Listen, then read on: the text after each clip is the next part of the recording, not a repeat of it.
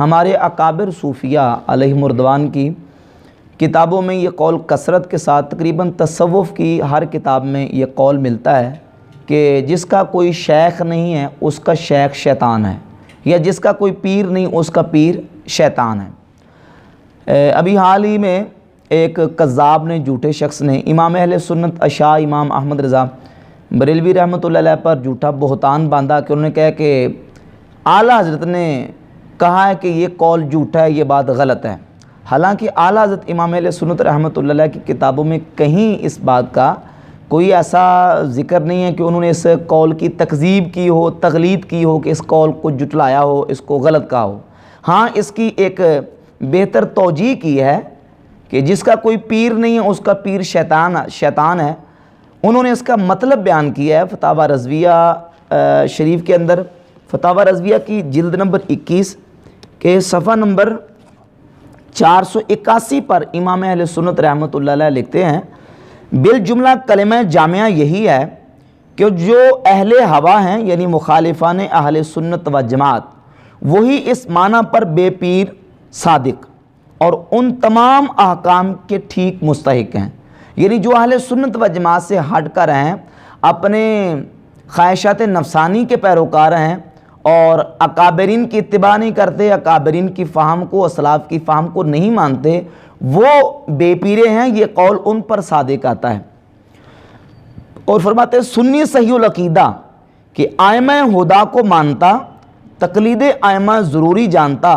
اولیاء کرام کا سچا معتقد، تمام عقائد میں راہ حق پر مستقیم، وہ ہرگز بے پیر نہیں۔ یعنی جو قرآن مجید، احادیث طیبات اور احادیث کی جو توضیحات و تشریحات ائمہ دین نے کی ہے، اکابرین امت نے کی ہے، اسلاف نے کی ہے، ان تشریحات و توضیحات کو مانتا ہو اور فہم اسلاف کا پیروکار ہو، تو وہ بندہ ہرگز بے پیرا نہیں ہے، بے مرشدہ نہیں ہے، بلکہ وہ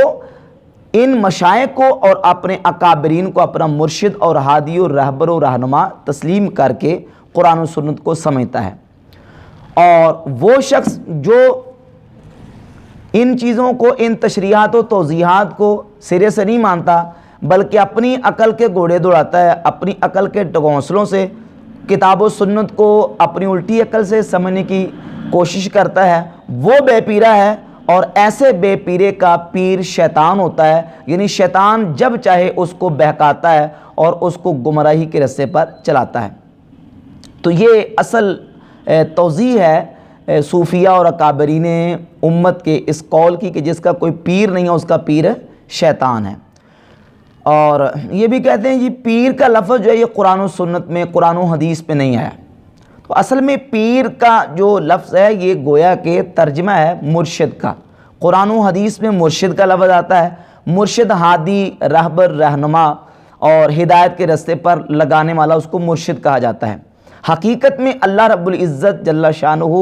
مرشد حقیقی ہے۔ حقیقت میں ہدایت اللہ رب العزت کے دستے قدرت میں ہے۔ اللہ تعالیٰ نے انبیاء علیہم الصلوات و تسلیمات کو ہادی و مرشد بنا کر انہیں یہ صفت عطا کر کے دنیا میں مبعوث فرمایا۔ تو رسول اللہ صلی اللہ علیہ وآلہ وسلم اللہ کی عطا سے مرشد ہیں، اور پھر نبی کریم صلی اللہ علیہ وآلہ وسلم کی اتباع کرنے والے حضور علیہ الصلوۃ والسلام کی امتی جو صلحاء، نیک، متقی، پرہیزگار لوگ ہیں، وہ بھی امت کے لیے مرشد اور ہادی کی حیثیت رکھتے ہیں۔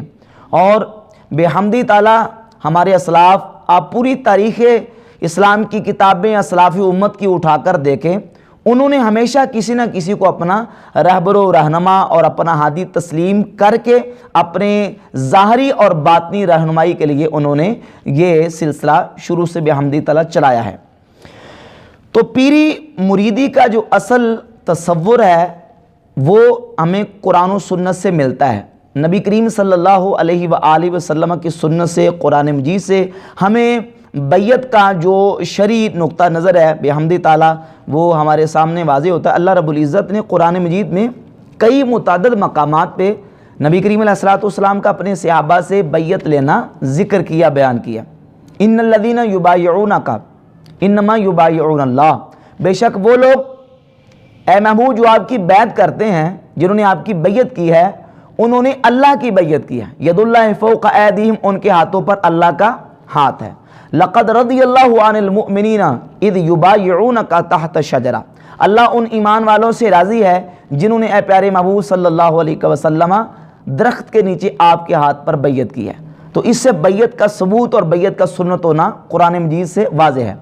اب یہاں ایک اپنی طرف سے شک لگاتے ہیں، وہ کہتے ہیں یہ جو بیعت ہے یہ بیعت جہاد ہے، بیعت جہاد کے علاوہ کوئی بیعت کرنا یہ درست نہیں ہے۔ حالانکہ ایسے لوگ غافل اور بالکل جاہل ہیں یا متعصب ہیں۔ قرآن مجید میں بیعت جہاد کے علاوہ بھی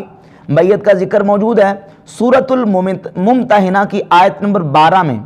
ارشاد ربانی ہے، یا ایھا النبی اذا جاءک المؤمنات یبایعنک علی الا یشرکن باللہ شیئا، اے محبوب صلی اللہ علیہ وسلم، اے نبی جب آپ کے پاس مومنہ عورتیں آئیں، کس لیے آئیں؟ کہ وہ آپ کے ساتھ بیعت کرتی ہیں اس بات پر کہ وہ اللہ کے علاوہ کسی کو شریک، اللہ کے ساتھ کسی کو شریک نہیں ٹھہرائیں گی، ولا یسرقن، اور وہ چوری نہیں کریں گی، ولا یزنین، اور وہ زنا نہیں کریں گی، ولا یقتلن اولادہن، اور وہ اپنی اولادوں کو قتل نہیں کریں گی، ولا یأتین ببہتان یفترینہ بین ایدیہن وارجلہن، اور وہ افطرا نہیں باندھیں گی اپنے ہاتھوں اور اپنے پاؤں کے درمیان، ولا یعصینک فی معروف، اور اچھے بلائی کے کاموں میں وہ آپ کی نافرمانی نہیں کریں گی۔ جب عورتیں اس بات پر بیعت کرنے کے لیے آپ کے پاس آئیں، فبایعہن، ان سے بیعت لے لیجئے، واستغفر لہن اللہ، اور ان کے لیے اللہ کی بارگاہ میں بخشش طلب کیجئے۔ تو اب جو عورتیں فتح مکہ کے موقع پر رسول اللہ صلی اللہ علیہ وآلہ وسلم کی بارگاہ اقدس میں حضور نے ان سے بیعت لی ہے، تو وہ بیعت جہاد نہیں تھی، بلکہ معروف پر عمل کرنے کی بیعت تھی اور گناہوں سے بچنے کی حضور علیہ السلام نے بیعت لی ہے کہ گناہ نہیں کریں گی اور معروف پر عمل کریں گی۔ اور یہی بیعت کا سلسلہ سنت رسول صلی اللہ علیہ وآلہ وسلم سے چلتا ہوا باقی صحابہ، تابعین، اتباع تابعین اور آج تک امت کے اسلاف جو صالحین گزرے ہیں وہ اس طریقے پر عمل کرتے ہوئے کسی نیک متقی پرہیزگار بندے کے ہاتھ پر اس بات پر بیعت کرتے ہیں، اور جو نبی کریم علیہ السلام کی سنت سے ثابت ہے کہ ہم گناہ نہیں کریں گے، اور جو اللہ رب العزت نے ہم پر فرائض لاگو کیے ہیں ہم اللہ تعالیٰ کے احکامات پر عمل پیرا رہیں گے اور اللہ کے ان فرائض کو ادا کرتے رہیں گے۔ اور اس کے ساتھ ساتھ احادیث میں بھی نبی کریم علیہ السلام نے صحابہ سے نہ صرف بیعت جہاد اور بیعت ایمان لی ہے، بلکہ صحیح بخاری میں حدیث نمبر 18 ہے۔ سیدنا عبادہ ابن صامت رضی اللہ تعالیٰ عنہ فرماتے ہیں،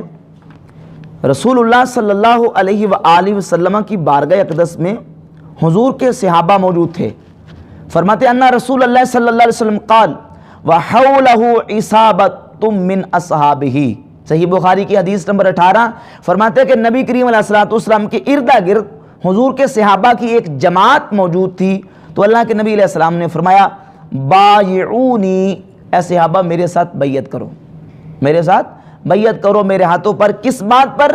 الا اللہ تشرکوا باللہ شیئا، کہ تم اللہ کے ساتھ کسی کو شریک نہیں ٹھہراؤ گے، ولا تسرقوا ولا تزنوا ولا تقتلوا اولادکم، چوری نہیں کرو گے، زنا نہیں کرو گے، اپنی اولادوں کو قتل نہیں کرو گے، کسی پر بہتان نہیں لگاؤ گے، ولا تعصوا فی معروف، اور نیکی کے کاموں میں تم نافرمانی نہیں کرو گے، فمن وفا منکم فاجرہ علی اللہ، جس نے تم میں سے اس وعدے کو پورا کیا اس کا اجر اللہ کے ذمہ کرم پر ہے۔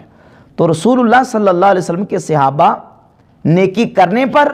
اور گناہوں سے بچنے پر، گناہوں سے باز رہنے پر حضور اقدس صلی اللہ علیہ وآلہ وسلم کے دست پاک پر بیعت کرتے تھے، اور بحمد تعالیٰ یہ سنت طریقہ بیعت کا اسلام کی 1400